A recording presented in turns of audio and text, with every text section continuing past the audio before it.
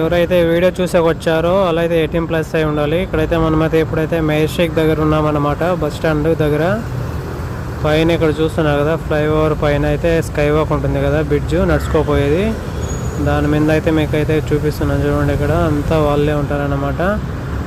పోయి వచ్చే వాళ్ళని అయితే డైరెక్ట్గా అయితే అడుగుతారనమాట, అంతే అండి ఇంత ఇయ్యండి అనేసి. ఒకటి చూపిస్తాను మీకు ఎంతమంది ఉన్నారు ఏమనేసి. మొత్తం ఉన్నారు చూడు, అక్కడ ఒకరు ఉన్నారు.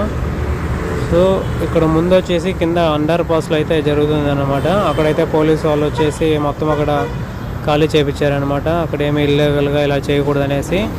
సో వాళ్ళైతే ఇప్పుడైతే ఇక్కడ వచ్చేసి ఇక్కడ సెటిల్ అయ్యాను అనమాట పైన. సో బస్ స్టాండ్ ఇది మధ్యలో ఉంటుంది అనమాట.